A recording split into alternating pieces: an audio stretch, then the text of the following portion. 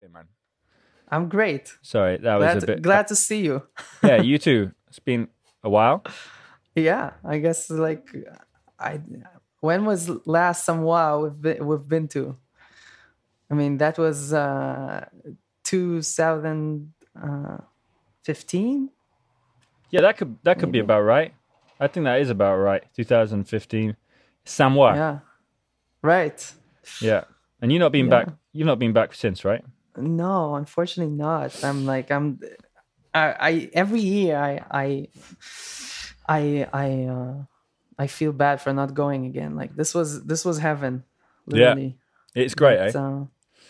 yeah, It's but it's much harder to get there from here now in New York. yeah, So yeah. I can understand that. Um, I reckon I'm just gonna ask you to tell me how you first started playing the violin. Can you do that? yes, of course. Nice. Um, so I started playing violin when I was 6. I mean, I don't really remember the story, but my parents say that I just I've been watching this talent show on TV, and there was this young violinist performing there, and then I told them I want to study violin.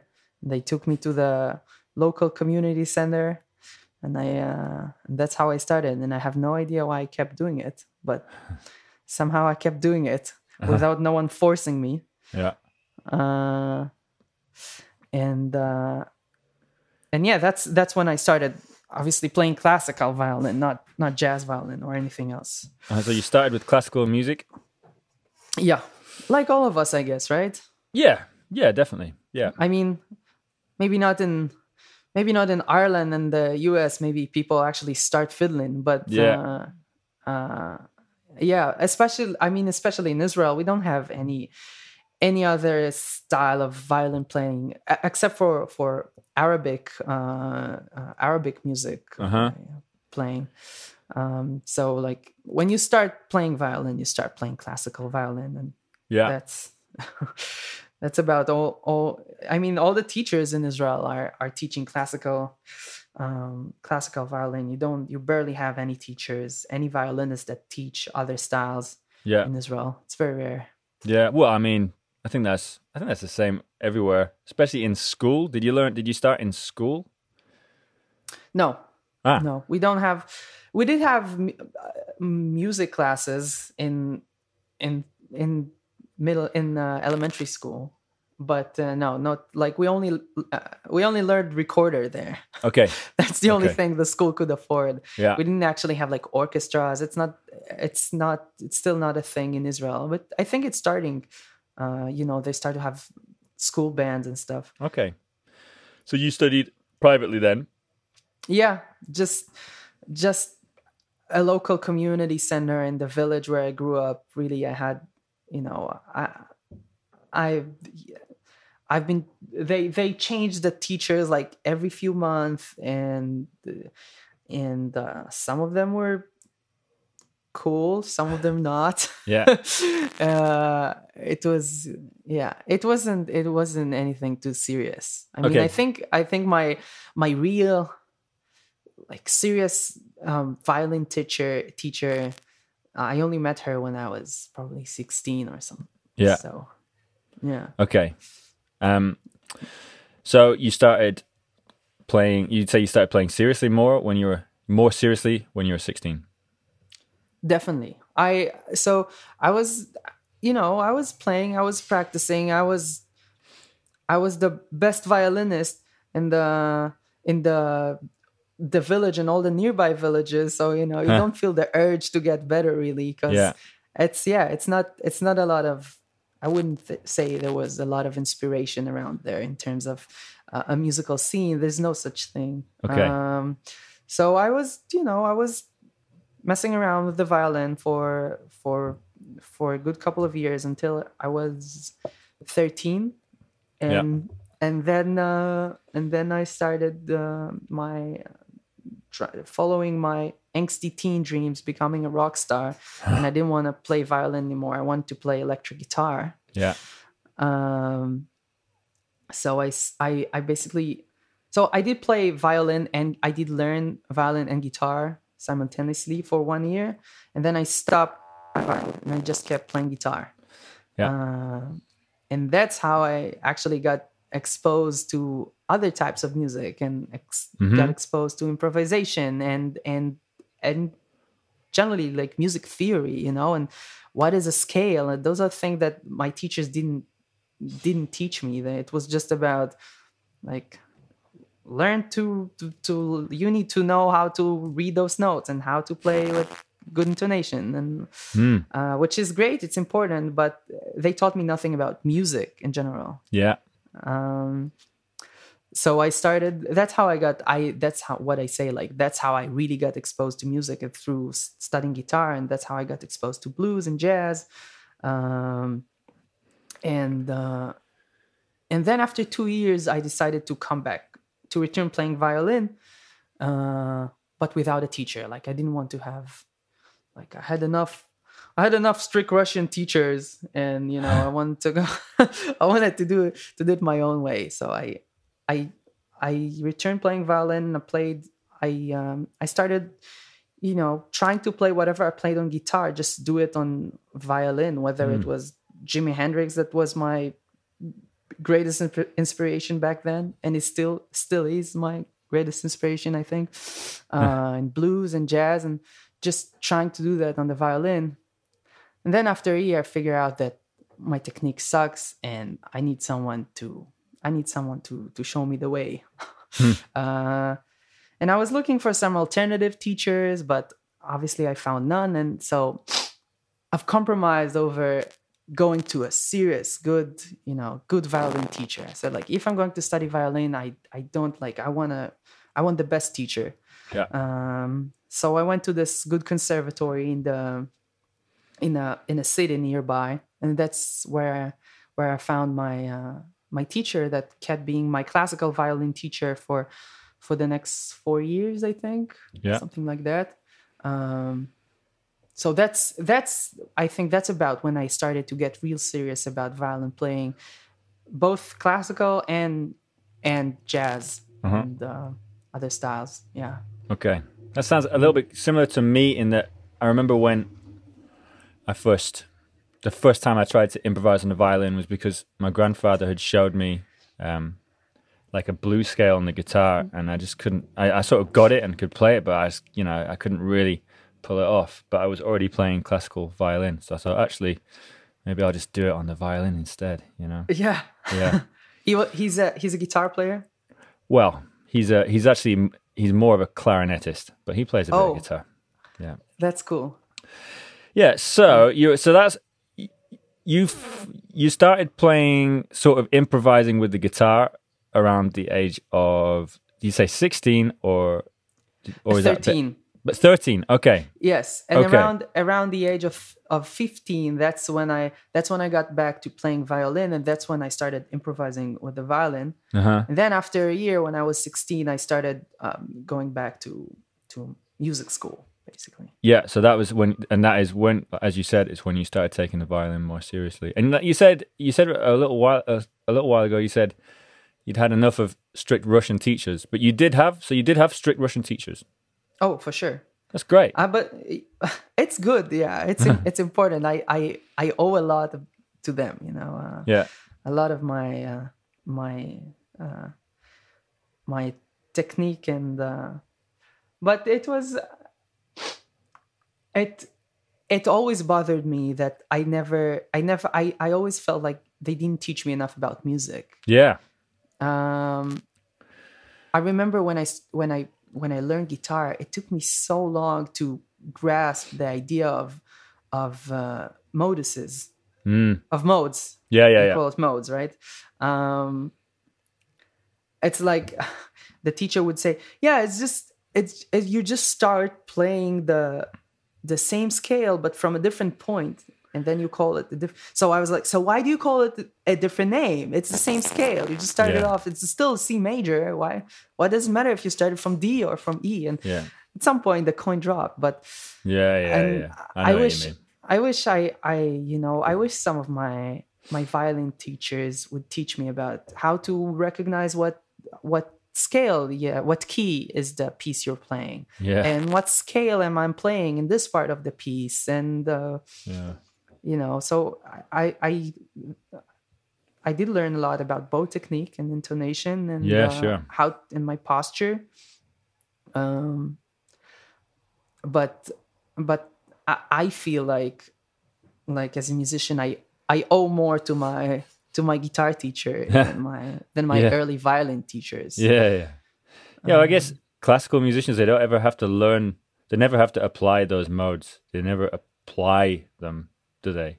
So Right. they know, like, because you learn it from like two ends. You learn it from like, it's C major really, the D Dorian, and then the other end you learn is okay, it's 1 minor 3 or 1 2 minor 3, etc., etc. And I guess they would only ever learn like, then they don't need to learn it, so they're just gonna have to bypass it. Yeah, and a lot of the music theories that you learn as an improviser, which is a tool for you to improvise off, to create music off. You don't necessarily need those tools as a classical player. So sure. It makes sense why they won't teach it, but I think it's missing. I try to implement those things more when I teach basic violin. When I have like younger students and I don't actually teach them jazz, I just teach them how to play the violin. I always try to incorporate some more, more theory, more ear training, things that I think are important for every musician. You know? Yeah. Do you find that the kids enjoy that?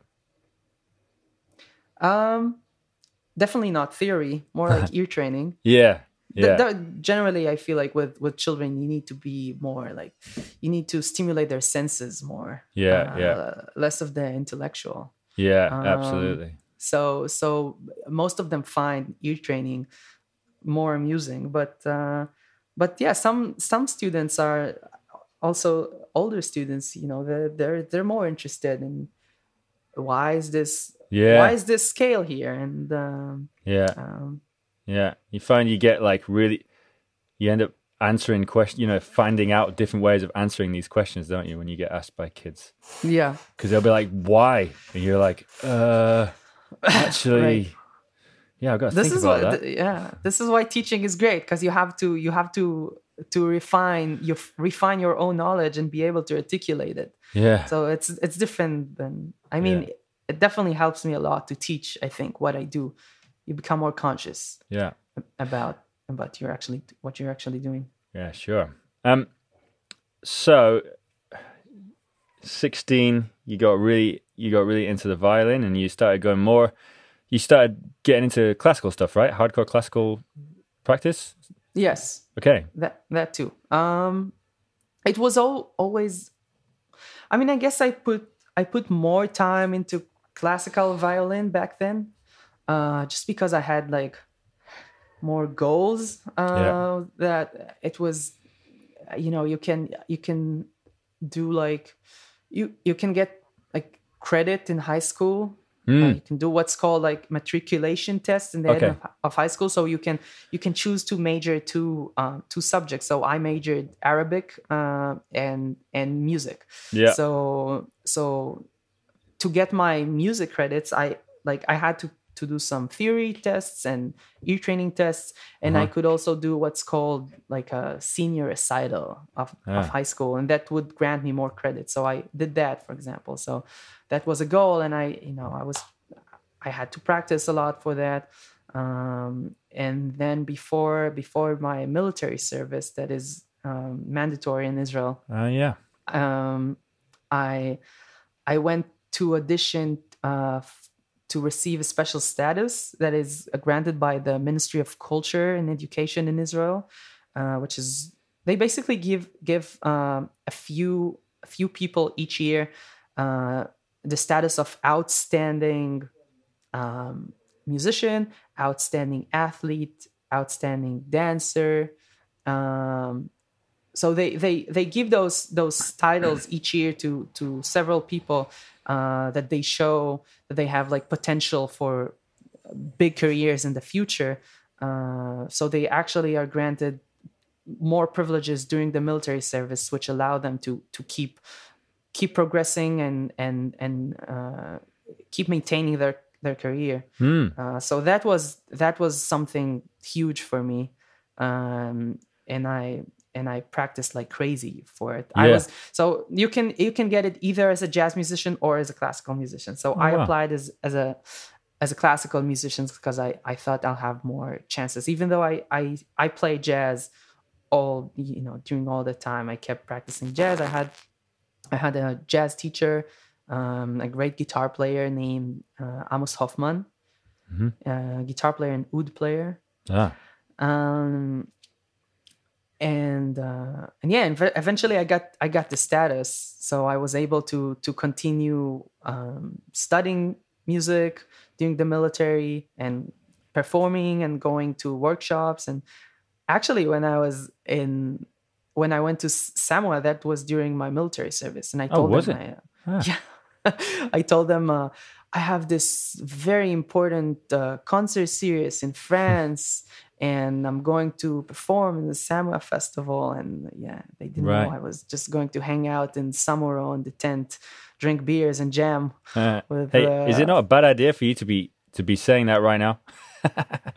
I don't think the guys from the military actually listen to jazz violin podcasts. Why not? Man.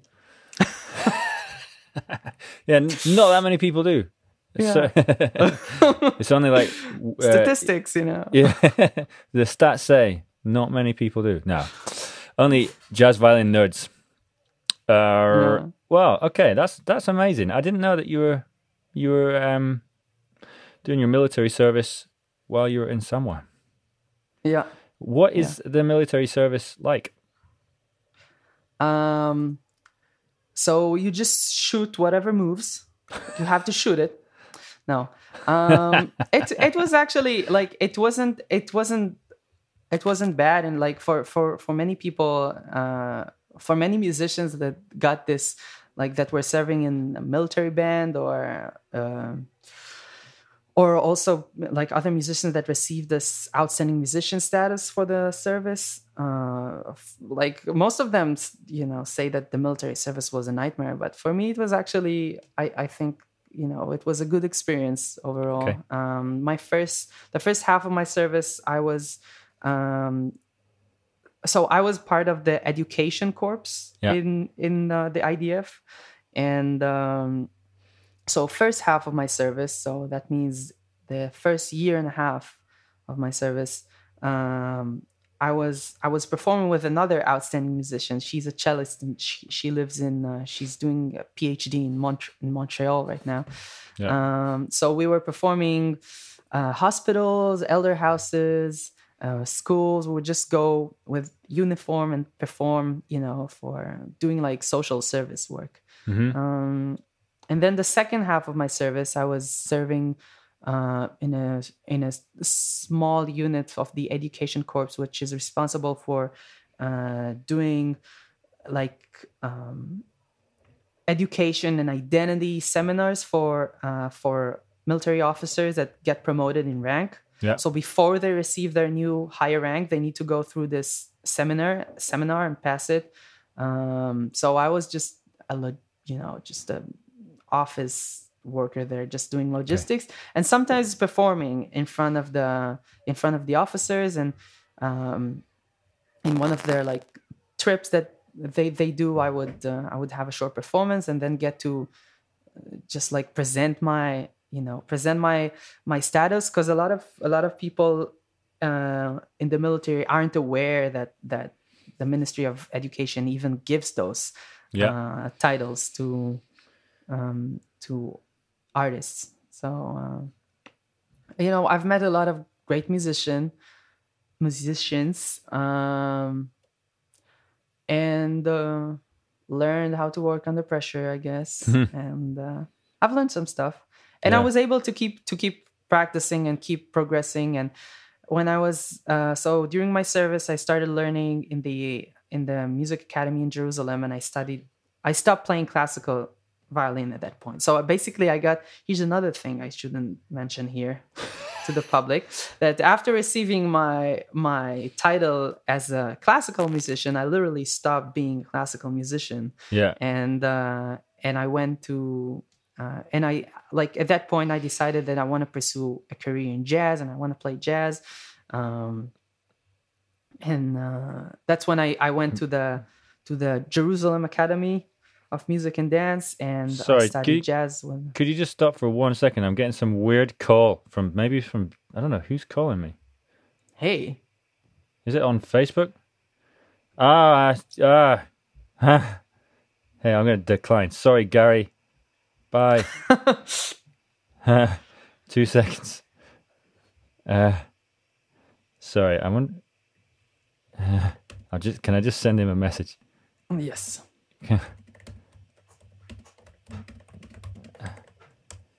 That's not Gary. His Facebook name is Gary. His name's Hugo. And Hugo. Fake account? Hugo wants to talk to me about. He's setting up a gypsy jazz festival in the Isle of Wight, and he's trying to put it together. So I'm helping him out. Oh, nice. But, yeah, I'll be really. Have you been to the UK? Yes, I only been to London once. Okay, when was that? 2014. Oh, okay. I think. It was just a trip with for my sister's bat mitzvah. Ah, nice, cool. I love London. Yes, nice. I really wanna go back there at some point. Yeah, well, you're always welcome. There's always room for you to come and stay if you want.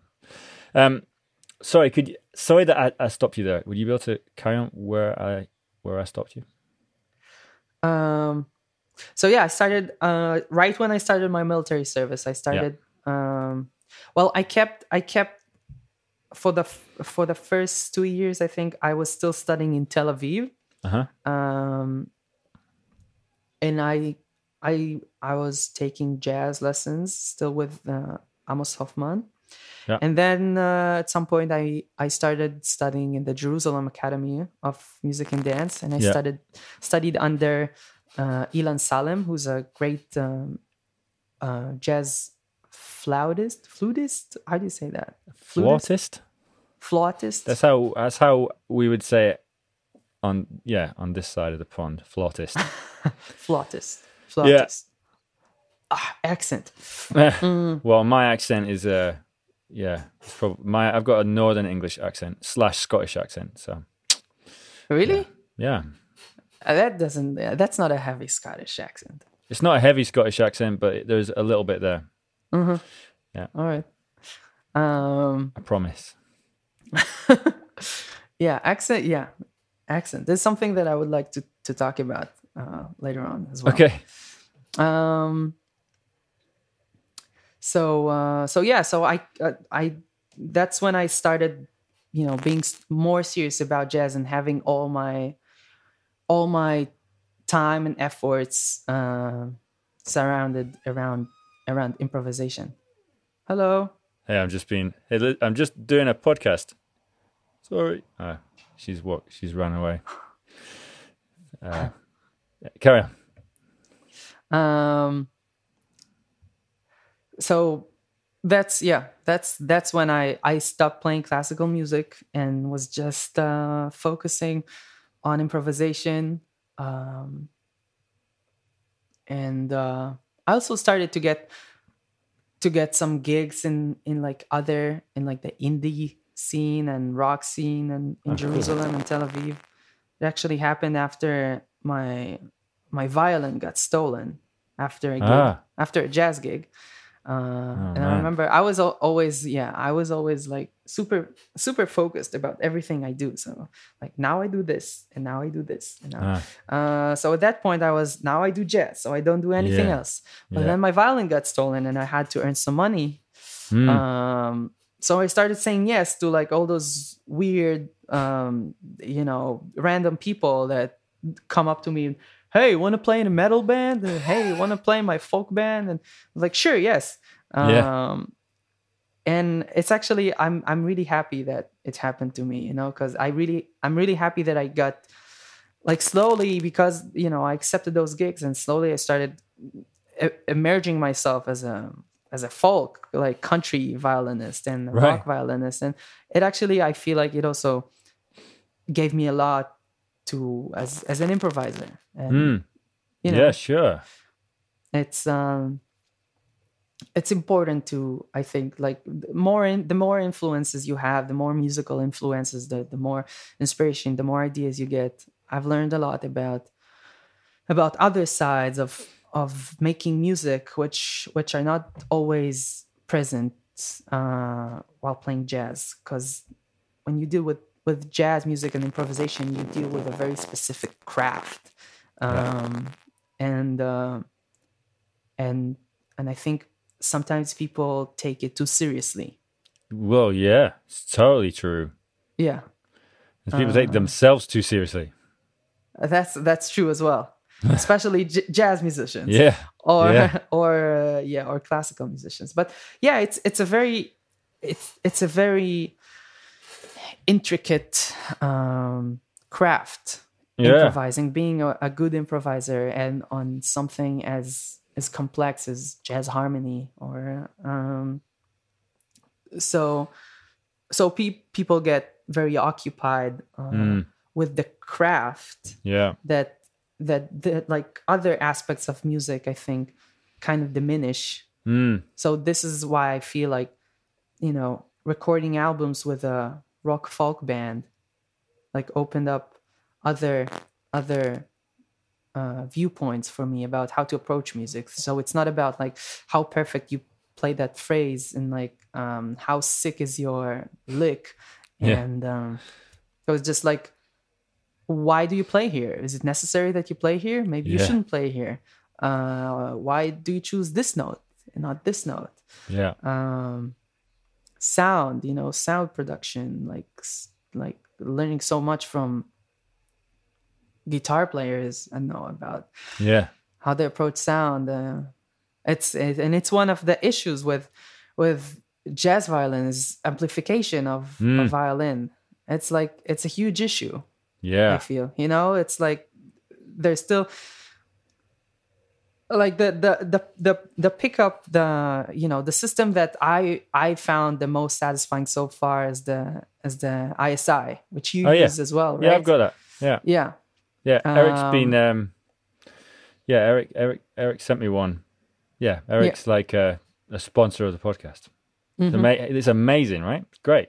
Yes, so I use the bridge pickup and the system combined of a bridge pickup and the mic. And that's, and you know, with the Grace Felix preamp. You went Grace. Yes. That's hardcore. Because it's you know, it's a huge thing. You know, sound is. I think sound is the most important. Like I think sound should be top priority as a musician. And the way you, I think it's the thing that is most conceived by all audiences as your sound first. And I feel like you can play whatever you want, but if you don't have a good tone to your instrument, then it will just not transfer whatever you want to transfer. Yeah, it's a good point. Very good. Yeah, I agree. I really like that system, and I like the thing I like the most is actually the bridge pickup. I feel like it's a really nice bridge pickup. Yes, it's very warm and very true to the original sound of the violin. And usually the issue with all those pickups or the piezos is that they're too bright, they're too harsh on the like mid highs. Yeah. And I always found it's the same. It's always the same issue. So I think the bridge pickup, like the Ithaca Strings bridge pickup, is definitely the one that has the closest sound to my violin. Yeah. Yeah. Oh well, so there we go. We've done a little advert for for Eric there. But Sponsored content. Yeah. Yeah, I agree. So sound is important. How do you find so this is something that I find difficult, is how do you find going between being amplified and not being amplified, like, seamlessly?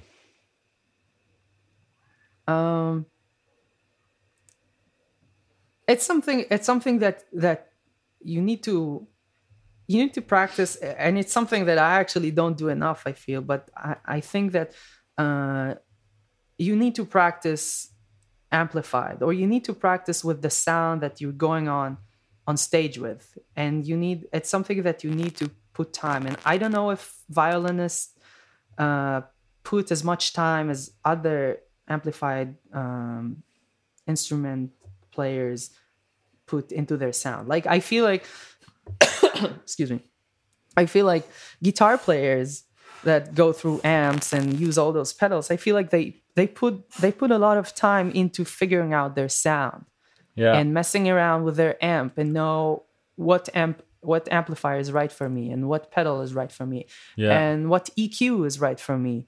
And I don't think like a lot of violinists I've heard, being connected to an amplifier, I feel like a lot of cases the sound wasn't their sound wasn't complementing their playing. Yeah, sure.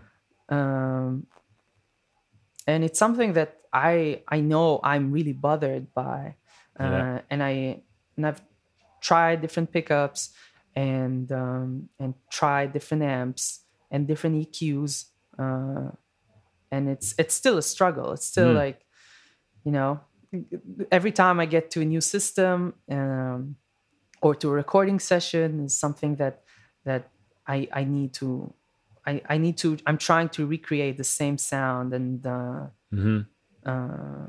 use a lot of I like the lower end better than the high end. I try to tweak down all the like highs and mids. Usually when I connect, like, let's say I connect to an amplifier with the Ithaca pickup, I would usually, almost in all cases, I would crank up the bass and tweak down the mids and highs. So obviously it's much easier if I use the Grace the Grace design preamp, and everything gets much easier. But still, I mean, also, like, I've came to recording sessions, and I feel like I feel like the sound engineers don't know how to get the best of the violin sound. So also many times I find it like very, like, too bright, and I mean, the violin is already a very trebly instrument, so we don't need any more. Please. But sound engineers, I always find, like, if you're recording with a drummer, you'll see them, they'll just spend like about half the day making sure that, like, the snare drum sounds like tight and amazing, and then they'll just be like, we've got this mic left, let's just sort of hang that above your head, and it sounds like a violin to me. Exactly. That's true. And so people, neither violinists or, I guess, sound engineers are occupied enough with how do I make this instrument sound amazing through the system. And it's part of the gap we need to bridge of this instrument being a classical instrument for so many years. And it's it only started being a thing, like an instrument you can use on every style around the 60s, I guess. That's when they, you started seeing more. You have more like fusion rock violinists, jazz violinists. So maybe we just didn't have enough time, you know, Yeah. developing the methods for bringing a good sound from this instrument. So I like to use it as an excuse also for why there's still no like decent violin pickup, you know. Or Yeah. I mean, you got, yeah, the ISI is as close as I feel like we got so far, but there's so many violin pickups and so many of them doesn't sound right, in my opinion. Yeah. Which is funny because like like it's not an issue as much with other instruments, I feel. Why it's a hard instrument to amplify though as well. The bow is an issue. It's a lot of frequencies that it creates, and I think, you know, when you have a pickup or a mic that is amplifying the instrument from so close, that like it just takes all the frequencies up, and those bow frequencies are not, they don't transcend as much when a violin is playing acoustically. Yeah, you would hear more of, like, if you're standing afar, you won't hear the bow sound as much. But when you have a pickup that close, you get the bow sound as well. Yeah. And that's a lot of frequencies, I think, that you don't really want to hear after the violin's being amplified. But it's like people will figure this out eventually. Yeah, I feel like the guitar was amplified. You know, when the guitar was amplified, people were just like, "Hey, we sort of created a new instrument. Like, we've created the electric guitar, and that's a completely different like beast than an acoustic guitar." And it basically it never tried to be an acoustic guitar. It was just like, "Hey, this is the electric guitar, and this is what you do with it, and this is how we've amplified it, and this is," you know, they're always tweaking it, obviously, and there's different types of electric guitar, but it's like a different instrument to an acoustic guitar. Whereas, like, I feel just because the violin's just got such a history and it's such an amazing acoustic instrument, we sort of feel like, hey, we don't want to give that up. We don't want it to be just a new instrument. We don't, you know, I don't. Well, I know for me, I don't want to play the electric violin. I want to amplify my violin playing. You know, I just like, I think if I would find an electric violin that sounds decent to me with a good sound, then I wouldn't mind using it. I feel like when I hear electric violins, I just feel like it's just an acoustic violin with a bad pickup. That's how it sounds. Yeah. I think if they were gonna make a good electric violin, they would have made it by now. I don't know if it's gonna like they've had a bit of time. There's still hope, Matt. So you when did you move to New York, and why? That was 3 years ago. I moved to finish my bachelor's degree in the New School for Jazz and Contemporary Music. Oh, cool. Yeah. So I went to this special program in Tel Aviv. It's called the Center for Jazz Studies. Yeah. Very original. And it's working in collaboration with the New School. So I basically started my first 2 years of the degree in Tel Aviv. And then I finished the remaining 2 years in the New School. Great. Yeah, and these days. So currently, I'm still my student visa, and I'm working on my artist visa. Because I want to stay here and play jazz in New York. Yeah. So you got to New York. How was it when you first got there? I think when I first moved here, I was kind of ambivalent towards the city, and now it's like I just hate the city. I just don't. I don't like big cities. I don't like living in a big city. But New York, you know, you can't compete with it, with the amounts of music and the amounts of musicians Yeah. that you find here, and that's my greatest passion. So I, you know, I want to stick around. I want to be around this. Cool. But and you definitely, you can get so much. You can find so much good music, so much good musicians and influence here. And it's so high paced that, you know, it doesn't feel necessarily good. It doesn't feel calming, and you know, and you're having a good time. It's rough, but it's kind of also what's pushing you forward. I always Yeah. feel like I make the analogy to the military service. I say like it's like being on a continuous basic training of the military living in New York. It's just you always have to be 100. You always like, you know, I always have to be on top. And I did make a huge progress here, I think, as a musician, and was exposed to opportunities that I would definitely not be exposed to in Israel. Okay. And met some musicians. You know, I got to play with amazing jazz musicians and gypsy jazz musicians and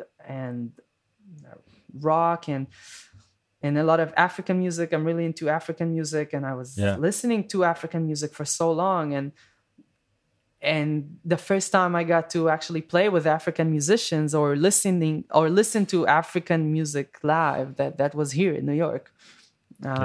We do have very few Ethiopian musicians in Israel, because there are a lot of Ethiopian Jews in Israel. Okay. But you don't have West Africans in Israel, for example. Yeah. Which is a lot of the music that I was listening to growing up.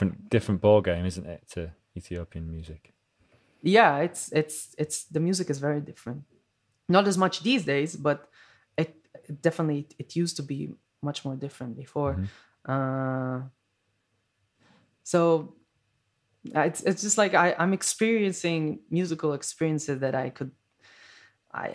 wouldn't be able to experience otherwise. So I'm willing to stay here, you know, and keep doing it. So do you feel like you've settled in New York, so to speak? I mean, I have work. I got gigs. I teach. I get to record with some awesome musicians that come here, like Dennis. That we just recorded an album, and like he would probably not go to Israel to record an album. So it's great, and I have a really nice room, and a painting by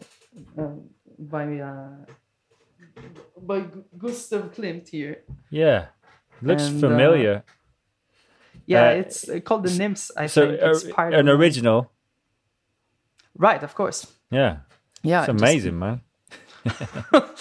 I bought it with my cafe gigs money.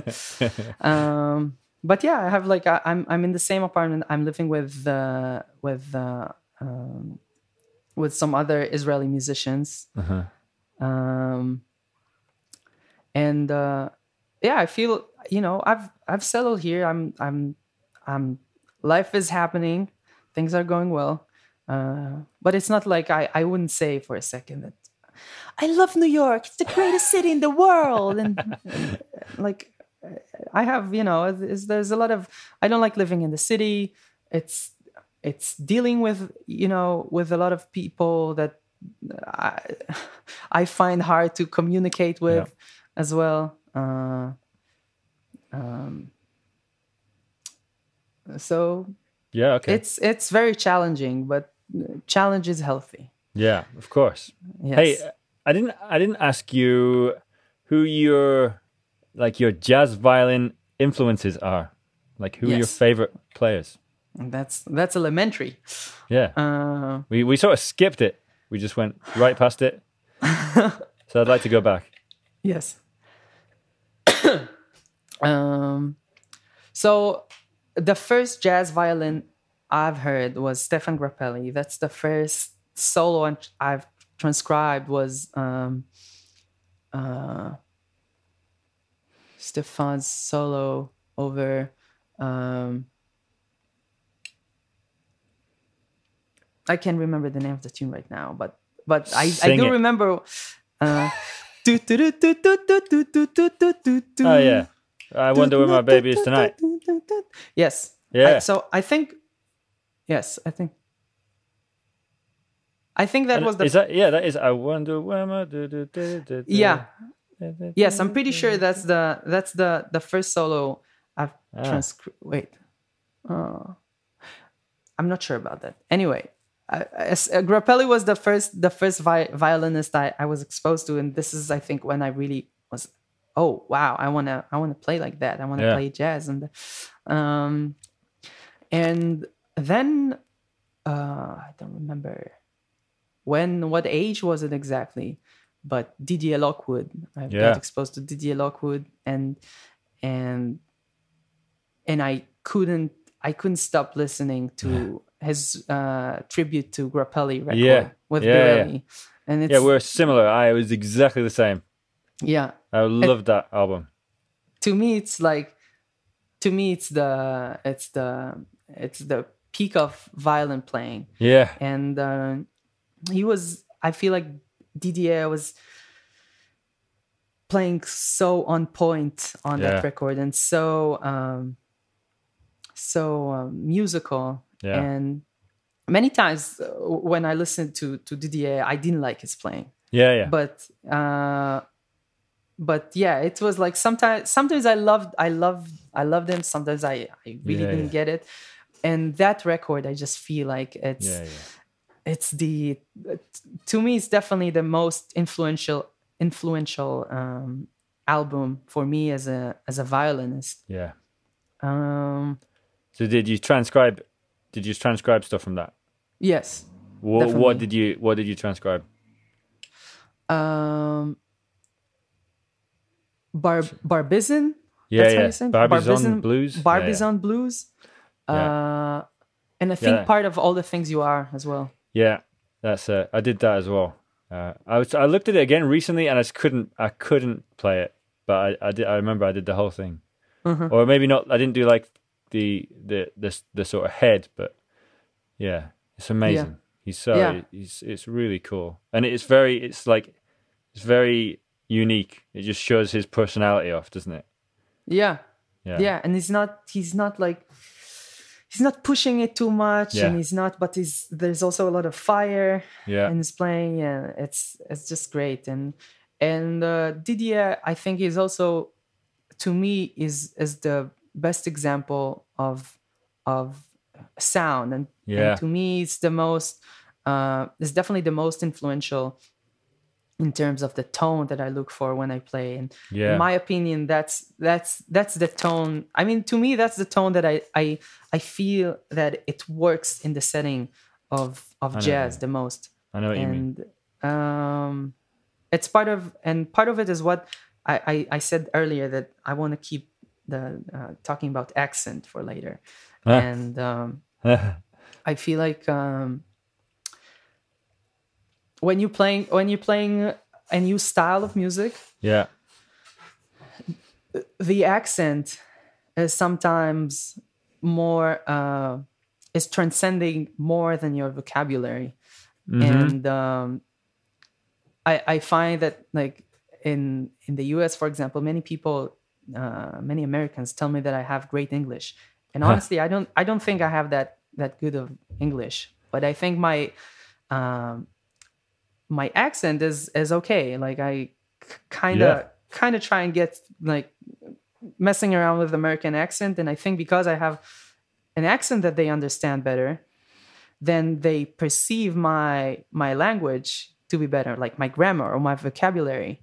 And I think I think you do have good English, man. Like, I'll say yeah, you do. You've got good English, and I guess you do have an American twinge, but I think you also have good English. Okay, thank you.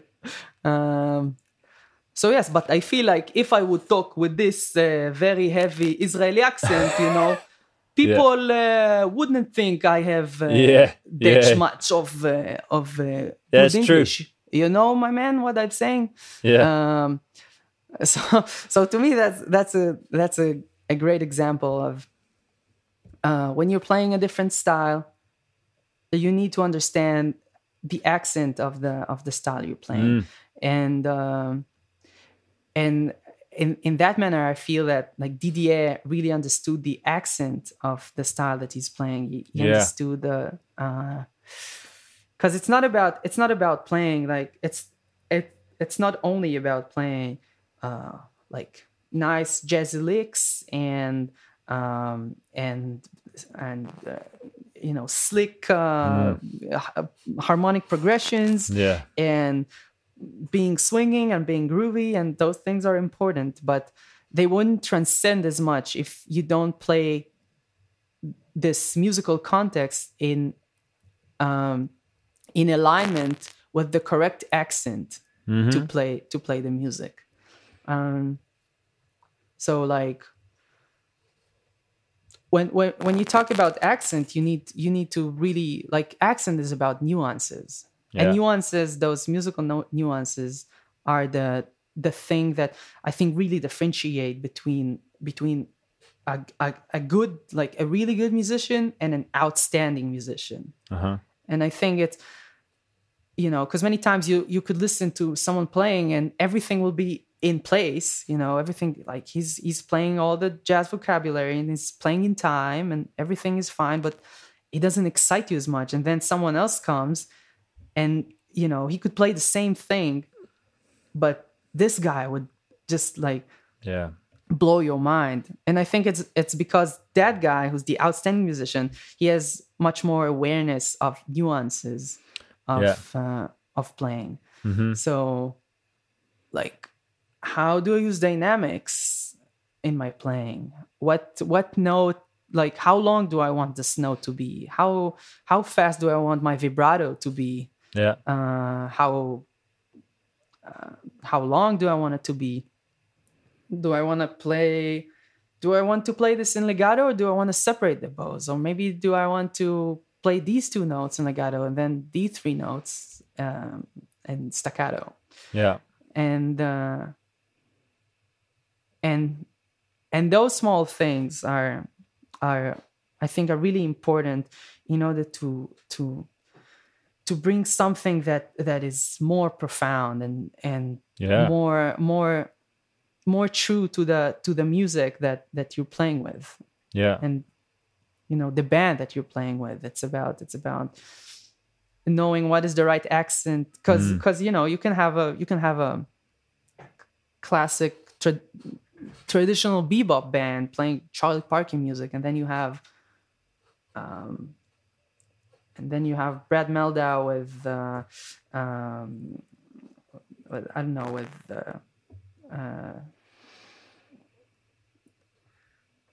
whatever drummer. Come on, throw me a name of a drummer he played with. Don't know. Anyway, that'll just say Brad Meldau. We've got it. So it's a different, it's a different setting of it's a different musical setting, even though both of them play jazz. And of course. But also you need to understand the differences in accent in a way. That's how I like to call it. That's really interesting. I know. I mean, the thing is that you don't want to be. You're not thinking about that when you're playing, right? You're not thinking when you're in the moment. You're not thinking, "Hey, I'm gonna speak in this accent," or I'm gonna throw in a little bit of this. You want that to come out naturally, don't you? So how do you make that happen? It's about what you practice and how you practice. So to me, a lot of practice is happening is not actually on violin. It's a lot of mind practicing and a lot of ear training. Yeah. And a lot of listening and developing listening skills. And you got to be a very sharp listener if you want to be a good improviser. Yeah.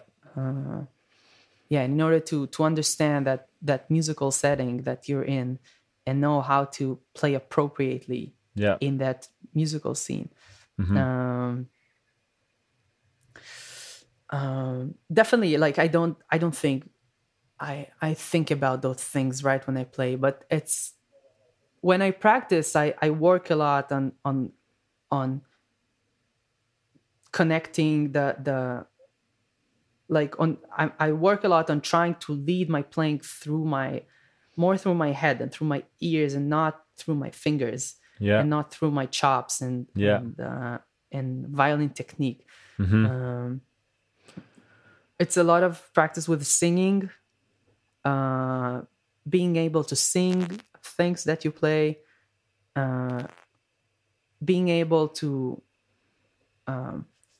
sort of train yourself to plan your next musical theme. So like as you play something, you try and already plan where you're going for with it. And that involves a lot of slow playing. So yeah, I mean you can't reach that same level, I think, of musicality or like attention to details when you're actually on stage playing in the tempo that whatever you're playing. But when you're in the practice room, you need to give those things a lot of time, and a lot of this practice is just practicing with yourself, not even with the instrument. Is developing your ears, is developing your focus and attention.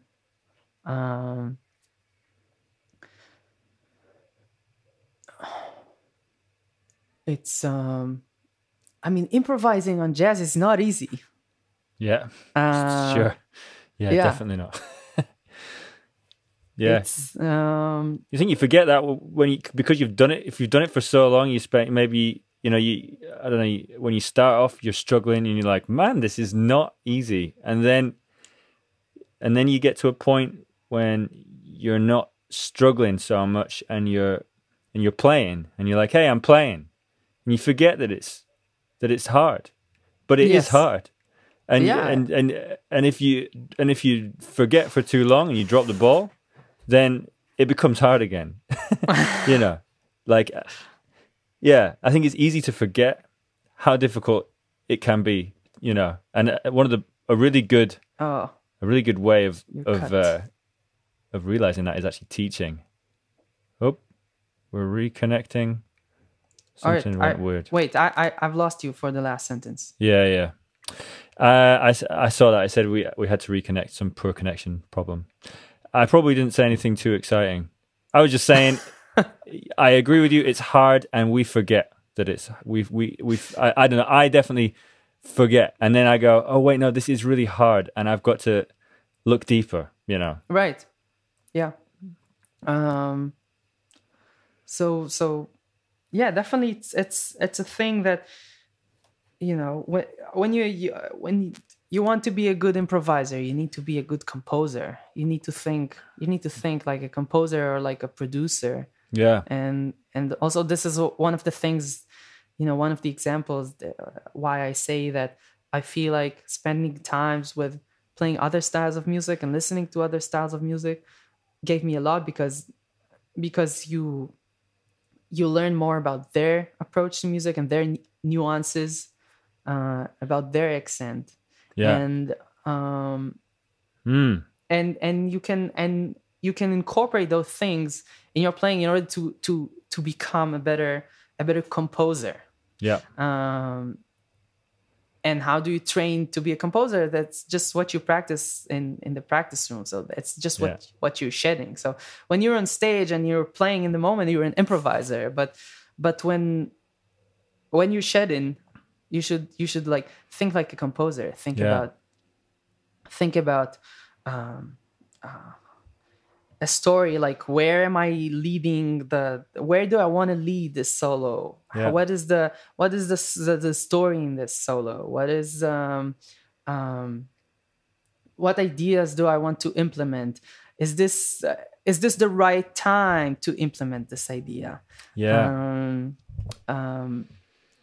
Sound, what is the right sound for this part?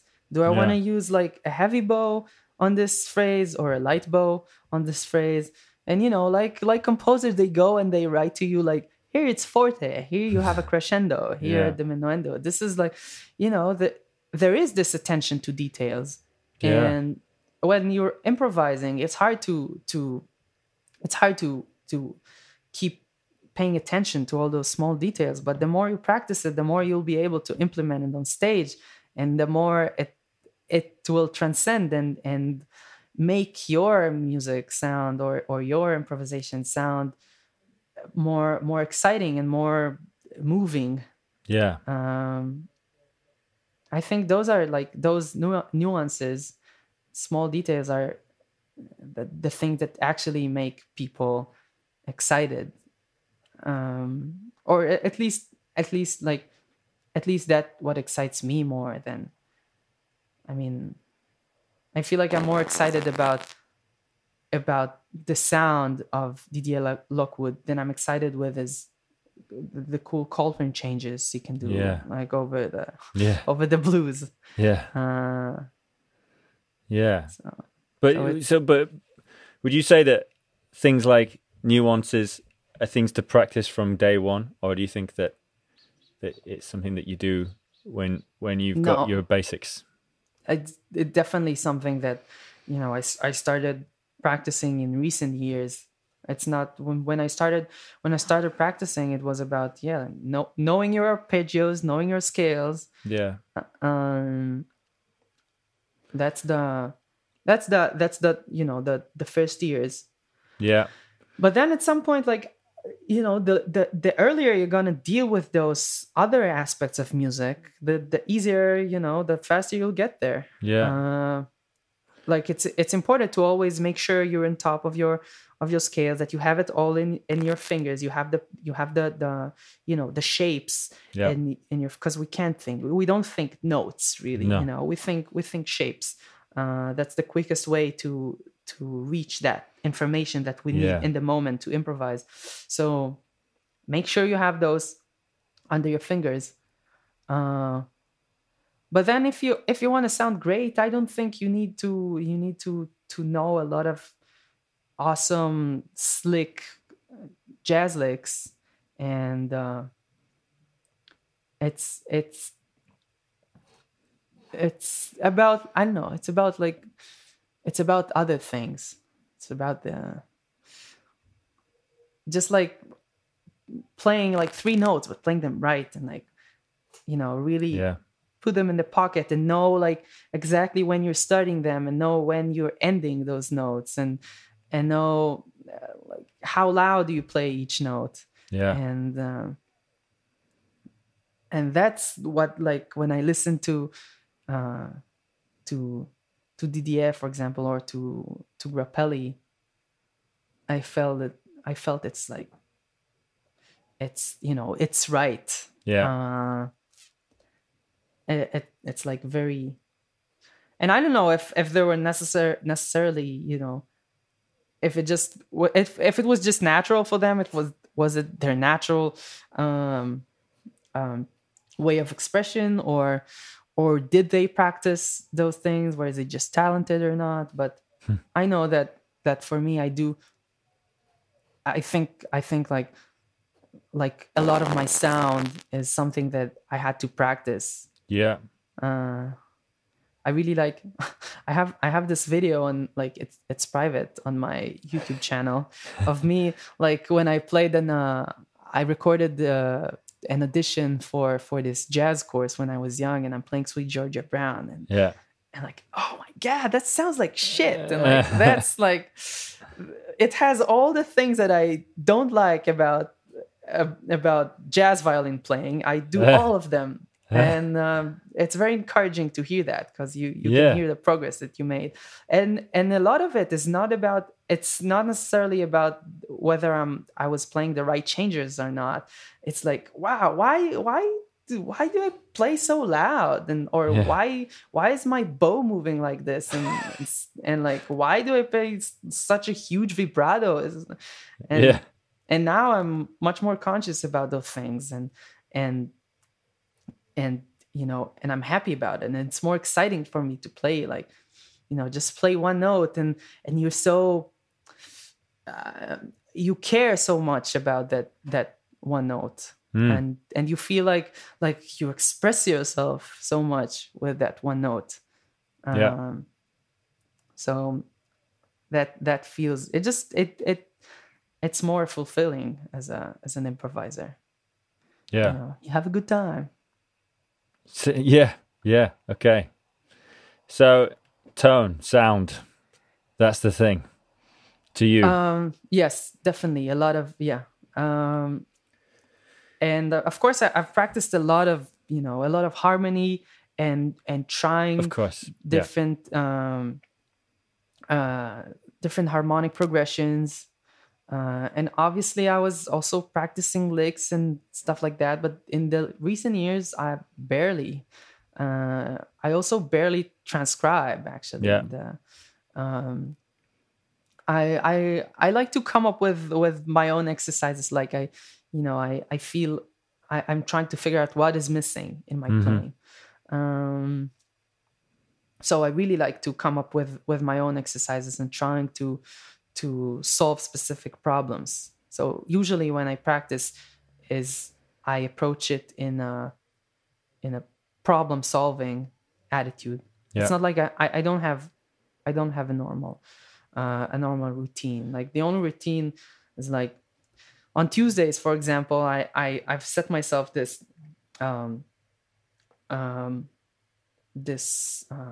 like obligation that I have Tuesday as a practice day, and it's written in my calendar. And I know that I don't schedule things on Tuesday because this is my practice day, because I barely get to practice these days. Like it's really hard, even more after moving to New York, and you know, it's harder to to live here, and you need to earn your rent, and also tons of other logistic stuff you need to deal with, and my visa, and gigs, and so I've set like a Tuesday for practicing, and on Tuesday I have a very arranged schedule of, like, I start at 10 a.m. It's right hand exercises. Then from 11 to 12 it's left hand exercises, and then I have ear training, and then I have free improvisation time, and so I have a general idea of what would be the focus of each hour, but it's not like I'm saying scales, for example, or I'm saying major scales at that time, because I feel like every time there's a different problem that you need to solve, and every time you play, you need to be very aware and conscious about what is missing in your playing. If you feel like, hopefully people are, self-conscious enough to understand that they're not playing perfectly, and that there are issues that need to be addressed. And I mean, if you want to have an efficient practicing time, you need to think, what are those issues that I need to address, and how do I address them? And not just go like blindly on a routine, and like, now I'm playing scales, now I'm playing arpeggios, now I'm practicing playing half diminished chords, and now I'm practicing giant steps. You have to be, listening back to recordings is very helpful. I try to do that often and try not to be too judgmental, about yourself and try to love yourself and forgive yourself. It's something that I work on, you know. Yeah. But yeah, it's a minefield, isn't it? Because you're sort of going, right, well, I'm going to look at what I don't like about myself, and then I've got to come out of that and not be unhappy. And it's like, you know, it's so difficult. I'm talking about playing, you know, but you know, it's difficult to do that. Well, anyway. It's not even about playing. It's generally human beings, you know. It's hard for us. It's hard for us to look in the mirror and be honest about what is right and what is wrong with how we live and how we behave. It's not easy, and very difficult. It goes the same way for playing. I'm sure, like, a lot of people, you know, they know what they don't like about their playing, but maybe it's hard to acknowledge that. So you need to, like, you should, you know, people should pay time to those nuances. Like, if you feel that I don't know, if you feel that sometimes your bow is not keeping up with like your right hand technique is not keeping up with the ideas you try to bring with your left hand, then focus on that, you know. Stop practicing, stop transcribing solos for a second, and go and just play long bows.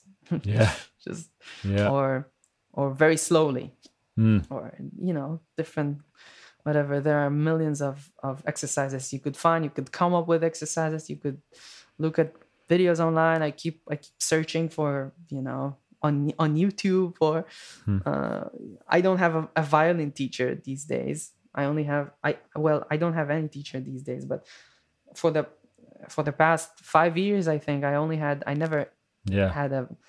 I did study with Zach Brock for cool. 1 semester. Yeah. Wicked. So he was actually he was my first long-term jazz violin teacher. Cool. I didn't get to learn jazz violin in Israel. I just learned jazz from jazz musicians, but not from violinists. But now for the past few years, I didn't have any classical teacher or any violin teacher. So I just look up online. There's so much information, so many videos of people with great exercises, and you can come up with your own stuff. Hey, you know what I found? I've just started following them and doing what they say, what she says. Have you ever heard of Nicola Benedetti? She's a Scottish violinist, and she was like BBC Young Musician winner, sort of superstar classical player. I think I've heard about her. Yeah, she's super amazing classical soloist. You know, plays it all amazing. And she just played. She was a lady who played Wynton Marsalis's jazz violin concerto. So he wrote a jazz violin concerto. It's for her. Oh, wow. She played it. So I mean, she's not a jazz violinist. From what I know, she might be, but I haven't seen her playing like improvise or anything. But she did his jazz violin concerto. Anyway, she's just put up she's putting up regular technique videos, like lessons, for free onto YouTube, and they're so good. Really? Yeah, I mean, talking about for me, maybe, you know, everyone needs different things, you know, but for what I feel like I need to change in my playing, she was great. Well, I only just started, but I feel really positive about these videos, and it's really difficult to find great technique videos for violin. I think, for me. Yeah. But anyway, these are great. They seem to be really good for breaking down, having, you know, keeping your left hand supple and springy, and which is something that I've always struggled with. I don't have that. You know, it's not. I didn't have my teacher didn't really go through that so much. Yeah. And also, I just never. I don't know. Blah blah blah. But really, check it out. It's cool. She goes really slowly through things, and she's very, just got a really nice manner as well. So yeah, Nice. yeah, Yeah. So yeah, you can find whatever information necessary in order to progress. Is just, yeah, it's like the people, as musicians, we need to have the responsibility yeah, to be our own teachers in that way of telling ourselves what else can we what can I do different than what I'm doing. Like always figure out how can I do something new? How can I stimulate my brain again? Like and those are usually the times where I make the most progress. I think is when I start a new exercise. Yeah. It's like, and it doesn't even have to be for like, I could be practicing a new exercise for my a new ear training exercise, and suddenly like my left hand feels lighter. Yeah. Everything is connected. So it's just, I feel like the times where I made the biggest progress is when I try something new, and just be creative about it. Open up YouTube or go online, search for new exercises, try to come up with something, I had for a while, I had a few months where I was practicing playing my violin left-handed. Ah, wow. And I didn't, it wasn't like no one told me to do that, but it's just like, okay, that's something new. I mean, it's you're stimulating the other hemisphere of your brain. It couldn't be bad for improvisation. That's really interesting. Especially like improvisation is 80% mind power, is working your brain, is not in the fingers. Like we as violinists, and most violin players, they start playing in a very young age, and they all have classical education. We got our chops in place. We can play fast. We can control our bow. So improvisation is a lot about training your brain to keep up with all this information, and not like if you can think fast enough, your fingers can play fast enough. That's how I find it usually. Hey, I'm gonna have to go quite soon. All right, but be cool if you could just let me know what you're up to at the moment. If you got anything new and exciting that you want to talk about. So yeah, we recorded this album with Dennis Paul. That's his stage name. That's his Dionysus. Dionysus Polygamis Berardo. I don't know. Yeah. He's amazing. He's a great guitar player and a great guy. I actually met him. I met him in a lunch and jam over at Irene Ippenburg's house in Amsterdam when I had a layover in Amsterdam on my way to Israel, and that's how I got to meet Dennis for the first time. Yeah, and I love this guy, and recording the album was really fun. Josh Kay is playing there, and Joe Buzzy or Buzzy on bass. So that just got released, and I'm really happy with this album. It's one of the very few recordings I have of myself that I'm satisfied with my playing. Yeah, and I'm proud of it. So go listen to it. Yeah, you should. I listened to it a couple of nights ago. I came home from a gig, and then I saw that Dennis had put it up, and I thought, I'll just listen to this. And I listened to the whole thing and went to sleep. It's amazing. It's really great. Yeah, it's really cool. Really cool playing. Really amazing playing for both you guys, or from all you guys. Really cool. So that's and I'm working on my own project these days, which is my original music influenced by contemporary Zimbabwean music. Ah, wicked. So it's a lot of it's a heavy guitar driven music. It's influenced specifically by a style called Sungura. Okay. So you should also check out this. It's amazing music from Zimbabwe. Okay. And so I'm writing music that incorporates those this style of like guitar counterpoint that is very prominent in modern African pop music. Yeah. So that's my own project, and hopefully there will be some recording soon. And I think that's mostly it. And another album I'm playing on is gonna be released pretty soon, I hope. It's an album by Irene Ippenburgs. Oh, cool. It's also her debut album. Yeah. So Nice. So I play there on one tune. I'm also excited for that because a lot of awesome musicians play there. Robbie Nolan and Stefan Rembel, and Paul Schaefer. Nice. A few other cats. Yeah. Wicked, man. Sounds good. Yeah. Okay, so yeah, sorry, I have to go. Yeah, but that was really cool. It was really nice to chat to you, man. Really Thanks cool. for inviting me. Yeah, absolutely. Hey, are you gonna? Do you have any plans to be in Samoa?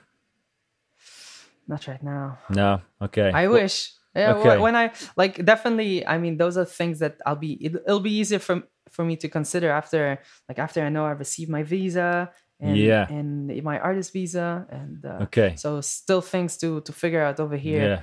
And then I'll be more free to plan. But I really want to go back. I'm like, I miss it so much, and I miss all the people. Yeah, man. Well, yeah. Okay. Well,